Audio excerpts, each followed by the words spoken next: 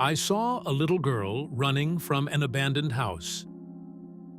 I turned pale. After discovering this inside, on my usual evening walk, I spotted a little girl darting out of the old abandoned house on Maple Street. The sight made me uneasy. Something wasn't right. Driven by a mix of concern and curiosity, I approached the eerie building cautiously. As I stepped inside, darkness enveloped me, and an overwhelming sense of dread settled in. What I discovered next left me frozen in fear, my heart pounding relentlessly in my chest.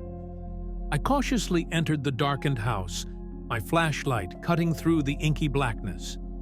The beam flickered momentarily, casting grotesque shadows on the walls. I hesitated, my breath quickening as I debated whether to turn back. But the uneasy memory of the girl's frightened eyes spurred me on. Holding the flashlight steady, I took another step forward, every fiber of my body primed for something to leap out of the darkness. The house was eerily silent.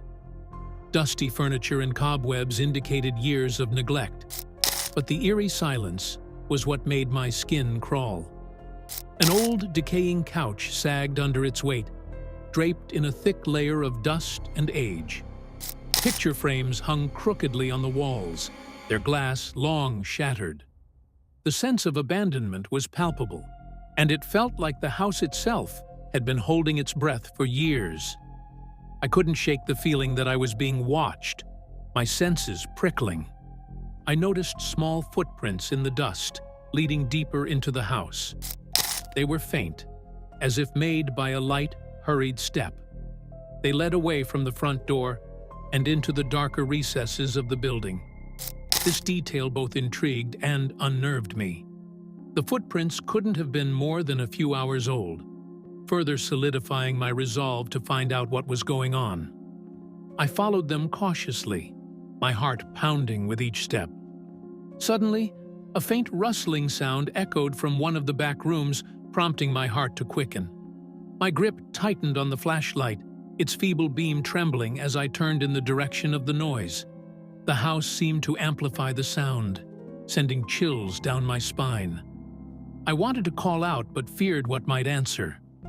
Instead, I took slow, deliberate steps towards the source, every creak of the floorboards beneath me heightening my anxiety.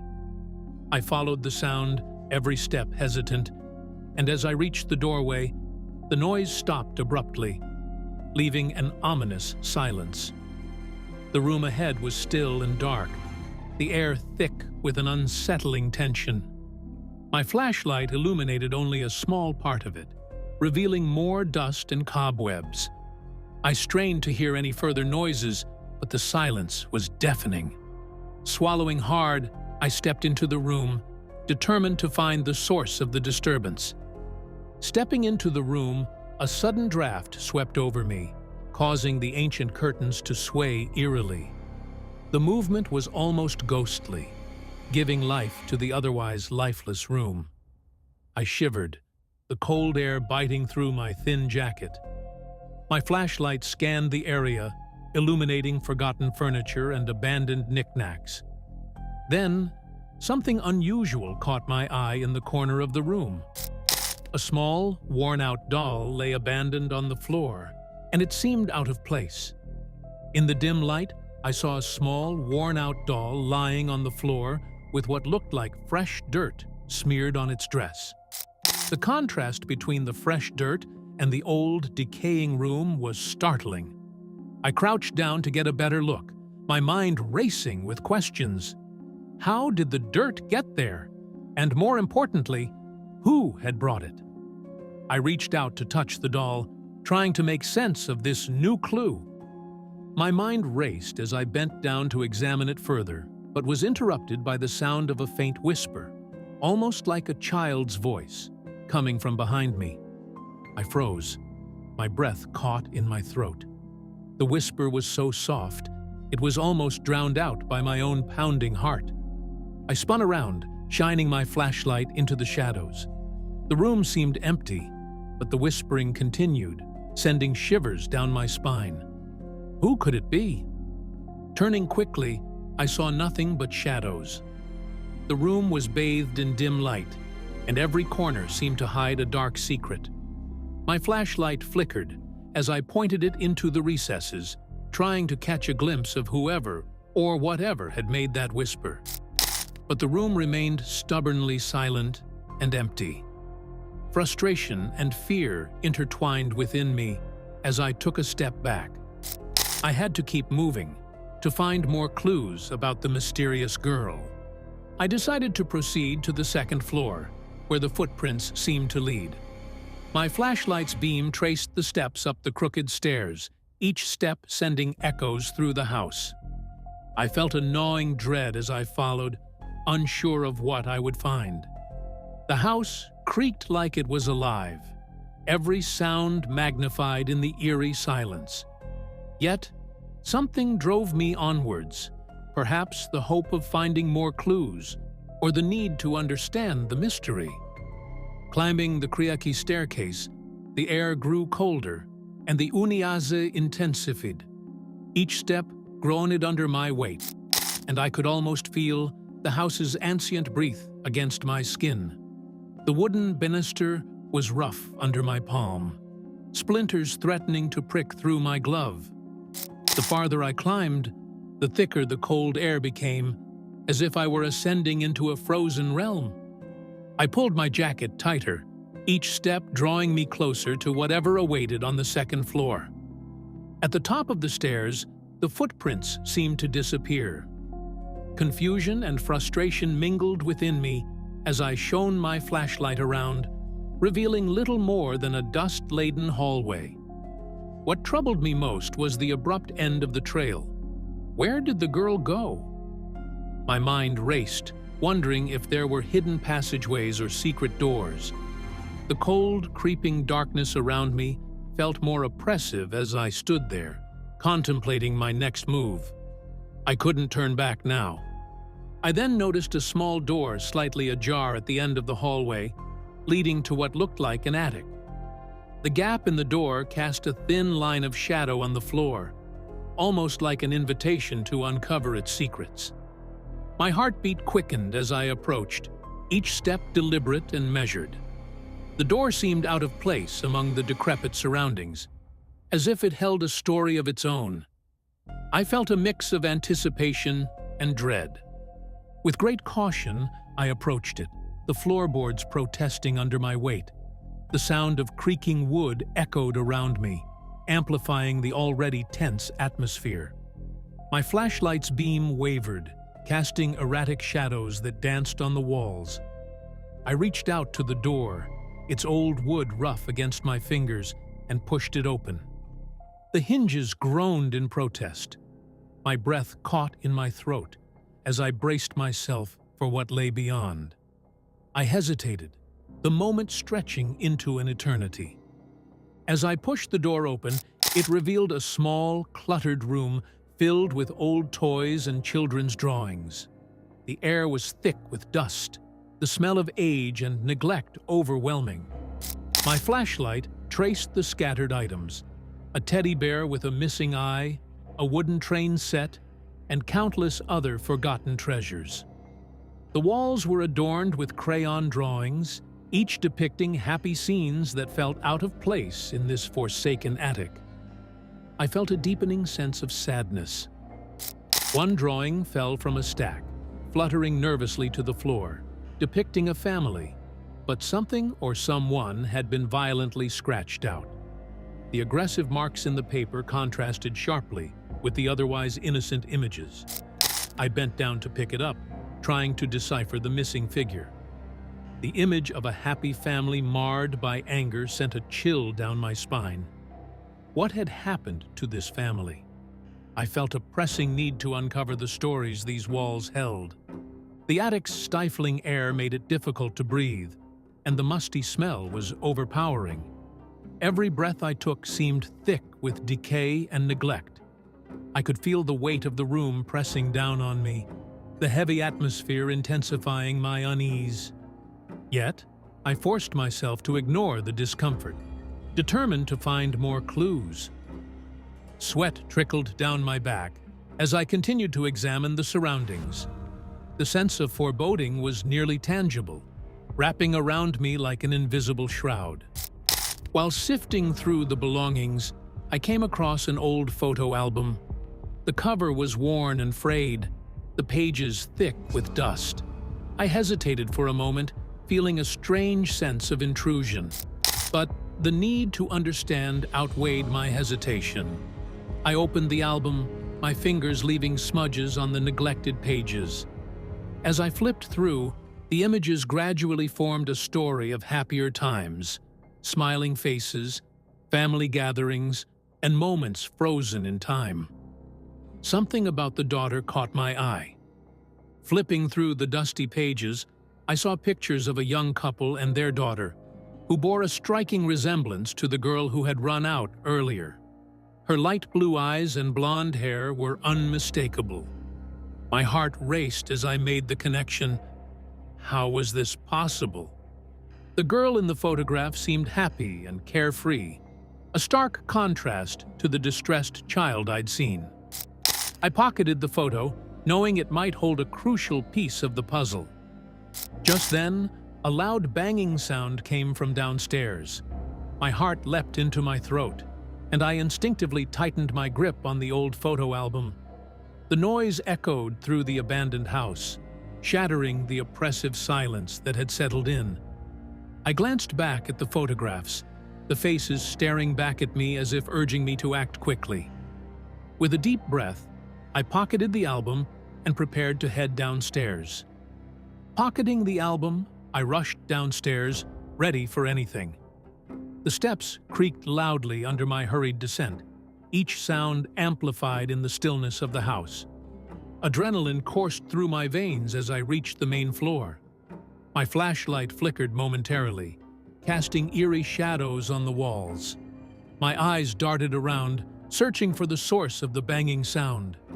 The tension was almost unbearable as I tried to steady my nerves and remain focused. Once downstairs, I saw the front door swinging slightly, as if someone had just exited in a hurry. The sight filled me with a sense of urgency. I approached the door cautiously, the sound of its creaking hinges ringing in my ears. The night air swept inside, chilling me to the bone.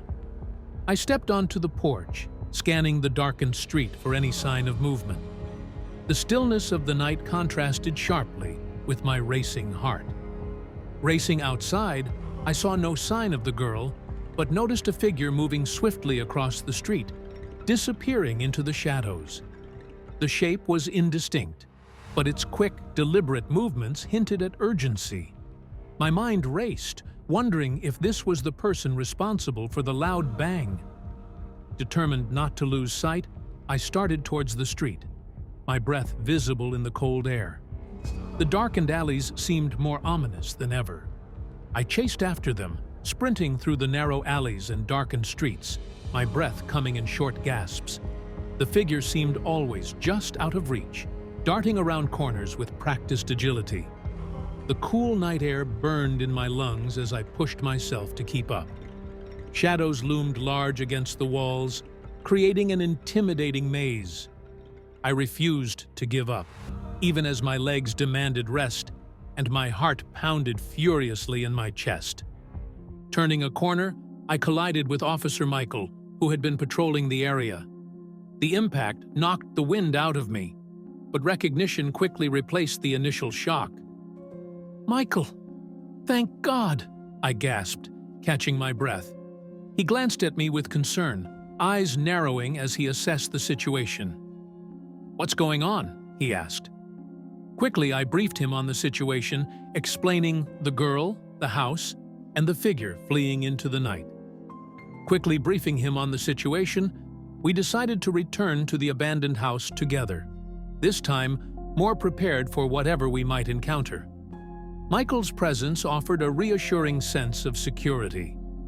Armed with his flashlight and our newfound determination, we made our way back to the house. Shadows seemed to shift around us as we approached, a stark reminder of the mysteries we had yet to solve within those ancient walls. Back at the house with Officer Michael, we entered cautiously, his flashlight providing additional light. The twin beams cut through the oppressive darkness, casting long shadows on the dusty walls. Michael moved deliberately, his hand hovering near his holster, ready for any surprises. The atmosphere inside felt even heavier with the weight of our combined anticipation. Our steps echoed, and the house seemed to hold its breath, waiting for us to uncover its secrets. We moved methodically room by room, our senses heightened. Every creak of the floorboards, every rustle of the wind outside put us on edge. The house was a labyrinth of decaying memories, each room more foreboding than the last. Dust filled the air, shimmering in our flashlight beams. We exchanged brief, tense glances, the unspoken agreement to remain vigilant clear between us. The air seemed charged, as if the walls themselves were whispering secrets. In one of the back rooms, we discovered a hidden trapdoor under a tattered rug. Michael's flashlight flickered over it, revealing the edges concealed by years of grime and neglect. He knelt down, his fingers tracing the outline. "Look here," he said, gesturing for me to come closer. My heart thudded in anticipation as we examined the door, realizing it might reveal more about the house's dark history. The decision was made. We had to open it. Michael levered it open, revealing a narrow staircase descending into what looked like a basement. The darkness below seemed to swallow the light from our flashlights. With a glance at each other, we knew we had to proceed. The staircase groaned under our weight as we started down, the sound echoing ominously. Each step was careful, our anticipation building with every descent. The atmosphere grew heavier, filled with a foreboding sense of something lurking below. The air emanating from below was damp and cold, and an unsettling feeling surged through us as we prepared to descend. It was as if the basement had its own chilling breath, each step drawing us deeper into its clammy embrace. Our flashlights revealed walls slick with moisture and the glistening echoes of long-abandoned days. An eerie stillness hung heavily, making every breath feel weighty and deliberate. We knew there was no turning back now. The basement was a maze of old storage, with large wooden crates and rusting metal shelves casting eerie shadows in the dim light. The clutter seemed almost intentional, as if hiding something important. We carefully navigated through the narrow pathways, our flashlights probing into forgotten corners. Every creak and clatter seemed amplified, keeping us alert. Rust and decay hung heavy in the air, intensifying the sense of abandonment. Yet, our determination kept us moving forward. Michael noticed a small room in the corner with a padlocked door. "Over here," he whispered, nodding towards it. A sense of urgency gripped us as we approached. The padlock was old and rusted, but its presence suggested that whatever lay behind it was meant to be kept secret. I reached for the crowbar we had brought, the cold metal reassuring in my hand. Michael readied himself, anticipation etched on his face. Using a crowbar, we managed to break it open, revealing an old makeshift bedroom. The door creaked ominously as it swung open, and the sight inside was both unsettling and intriguing. The room was cluttered with worn furniture and faded fabrics. A single, small bed in the corner caught our attention, its covers rumpled as if someone had slept there recently. Dust hung in the air, illuminated by our flashlight beams. We stepped inside cautiously. On the bed sat a journal, its pages worn and yellow. The cover was cracked with age, and its fragile state made it seem like a precious relic from the past. I picked it up gently, feeling the weight of time in my hands. Michael's flashlight illuminated the first few pages, revealing handwritten entries and crude sketches. The journals seemed to call out to us, promising answers to some of the secrets hidden within the house's walls. As I skimmed through it, its entries seemed to detail the life of a little girl, mingled with disturbing sketches and cryptic notes about keeping her safe. Each page revealed more unsettling details, the innocent handwriting starkly contrasted by the dark content. The girl seemed to have lived here, her days filled with a mix of normal childlike activities and eerie events. The entries grew more frantic, and the cryptic notes hinted at something protective yet ominous. The unsettling journal entries hinted at someone in the house who had an unhealthy obsession with the little girl from the photos. The evidence was mounting, and the consistency of the entries painted a clear picture of deep, troubling fixation. Michael's expression grew more serious with each passing page. We both knew that whatever happened here went far beyond a simple case of neglect. We needed to uncover more to understand the full scope of this unsettling mystery. As we combed through the basement, Officer Michael's radio crackled to life, reporting sightings of a suspicious figure lurking near the old school down the road. The sudden noise startled us, breaking the heavy silence. "We need to check this out," Michael said, his tone urgent. We left the journal on the bed and made our way back upstairs, the ominous feeling of the basement clinging to us. We had to act quickly if we wanted to catch the suspect. Leaving the basement for later, we hurried to the location. The night air felt even colder as we rushed through the darkened streets. The old school loomed ahead, its silhouette eerie against the night sky. As we neared, I felt a mix of excitement and dread, hoping this lead would bring us closer to the truth. Michael's pace quickened, his eyes scanning the shadows for any movement. We were determined to find out who this suspicious figure was.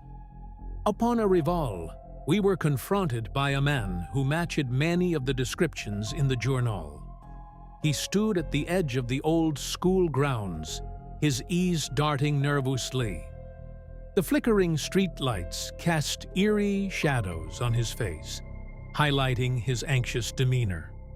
As we approached, he stiffened, clearly recognizing that we were there because of his involvement in this sinister plot. Michael and I exchanged a determined look before taking the next step. He attempted to flee, but we apprehended him after a brief struggle. The man bolted towards the darkened alley, his footsteps echoing loudly. Michael lunged forward, grasping his shoulder just as he rounded the corner. The suspect thrashed wildly, trying to break free, but our combined strength held him in place. Panting heavily, he finally surrendered, his eyes filled with fear and desperation. We quickly restrained him, the reality of his capture sinking in.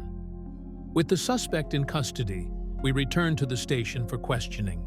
The man's silence was heavy, each step towards the interrogation room filled with unspoken tension. As we sat him down, his eyes avoided ours, focusing on the table where his hands were cuffed. Michael leaned forward, breaking the silence with a firm yet calm tone. "We need answers." The suspect's evasiveness was unsettling, adding layers to the already growing mystery. The man remained tight-lipped, providing evasive answers that only deepened the mystery. "Who are you protecting?" Michael asked, his voice slicing through the room's cold atmosphere. The suspect's eyes shifted, searching for an escape. Every question was met with deflection or mumbled half-truths. Frustration bubbled beneath our professional facade. The more he resisted, the clearer it became that he feared something, or someone, more than us. The session felt like an endless loop of avoidance. However, we did manage to extract information pointing back to the abandoned house. The suspect's resistance cracked only slightly, with persistent questioning. "There's more hidden there," he finally muttered, his voice barely audible. Michael and I exchanged a knowing glance, understanding the implication. The house, with its maze-like passages and hidden secrets, seemed an endless source of dark revelations. There was no doubt we needed to dig deeper. Time was of the essence. Michael suggested bringing in a forensic team to comb through the building for hidden compartments or other clues we might have missed. "We've only scratched the surface," he said, rubbing his temple. The magnitude of what we might find weighed heavily on us. Calling in experts meant a thorough and meticulous search. The house's secrets needed to be unraveled methodically. The forensic team could reveal the hidden layers crucial to cracking this case wide open. While waiting for their arrival, I couldn't shake the feeling that we were missing something vital. The pieces didn't quite fit together yet, like a puzzle with the central image missing. The suspect's evasiveness added to the unease, suggesting something incredibly important was still hidden. I paced the room, my mind racing. Every minute felt like an eternity, each second increasing my anticipation. Whatever we had overlooked might be the key to unlocking this mystery. The forensic team uncovered a hidden crawl space in the basement behind a false wall. The professionals moved with skilled precision, their tools illuminating sections of the house we had initially missed. One of them called out, "Found something!" And Michael and I rushed over. The crawl space was small, almost invisible behind years of dirt and decay. It was clear that someone had gone through great lengths to conceal whatever lay hidden inside. It contained more unsettling drawings and several disturbingly personal items belonging to the missing girls from years ago. The air felt even heavier as we examined the findings, a collection of grim sketches and personal mementos. Each item told a harrowing story of innocence lost. The drawings depicted scenes that were both childlike and hauntingly dark. The more we uncovered, the clearer it became that this house was a focal point of unimaginable horror. The evidence was mounting that this house had a dark history of abduction and captivity. Every revelation sharpened our understanding of the malevolent purpose this place served. Photographs, diaries, and other relics connected to various missing children painted a grim tableau of suffering. The magnitude of what happened here sent chills down our spines, reinforcing our resolve to untangle this evil web. We had to ensure no child's fate was sealed by this house again. A sense of horror washed over me as I realized the magnitude of what had transpired within these walls. The shock was almost too much to bear. Years of abuse and neglect became painfully evident. The weight of these gruesome discoveries hung heavy in the air. Every corner seemed to echo with the cries of the innocent, the walls themselves complicit in the house's dark secrets. We were on the brink of uncovering something truly horrifying. But it wasn't until we did a final sweep that everything clicked into place. Michael and I systematically combed through each room, our movements fueled by a renewed sense of urgency. We scanned every nook and cranny, uncovering hidden compartments and long-forgotten relics. Each new discovery added another layer to the grim picture. The more we found, the clearer the truth became. Our unsettling findings hinted at an organized and methodical operation that had gone undetected for far too long. Returning to the hidden bedroom, I made a meticulous search, uncovering a small, locked box under the bed. My heart pounded as I knelt down, my fingers brushing away the dust and grime. The lock looked old but sturdy, its secrets tightly guarded. I called Michael over, our flashlights casting long shadows on the wall. Together, we examined the box, the anticipation growing with every passing second. This could be the key to unlocking the house's darkest secrets. Breaking it open revealed more photographs and a collection of letters addressed to a lost daughter. The letters were handwritten, the ink smudged and faded with time. Each photograph told a story. the same young girl from the earlier pictures, now in different settings. The letters seemed deeply personal, pouring out emotions and desperate pleas. Something about them felt disturbingly intimate, like peering into a private world of concealed torment. We read them, hoping to piece together the fragmented lives captured in the photos. One letter specifically mentioned how the child seen leaving the house wasn't what she seemed. The girl was actually a missing child from several years ago, now brainwashed and used to lure in other children. The revelation hit us like a ton of bricks.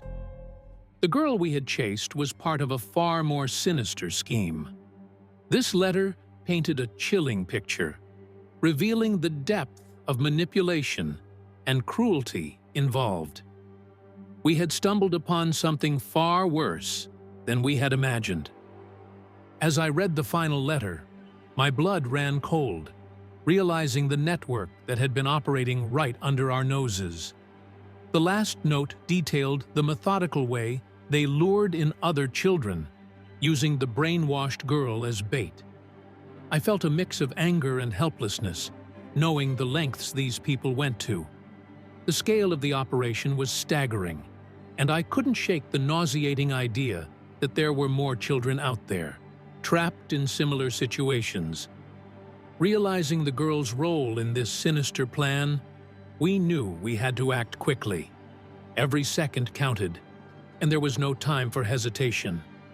Michael and I exchanged a grim look, our course of action clear. We couldn't let this network operate any longer. The girl's innocent face flashed in my mind, fueling my determination.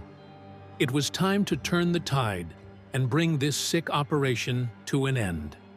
We needed to intercept and dismantle it. Officer Michael and I immediately called for specialized units to investigate any suspected locations tied to the network. Our voices shook with urgency as we relayed the gravity of the situation over the radio. Backup would arrive soon, but waiting felt like an eternity. We needed experts capable of analyzing the subtle clues and hidden compartments. The house's secrets were far from fully uncovered, and time was of the essence if we were to save any more innocent lives.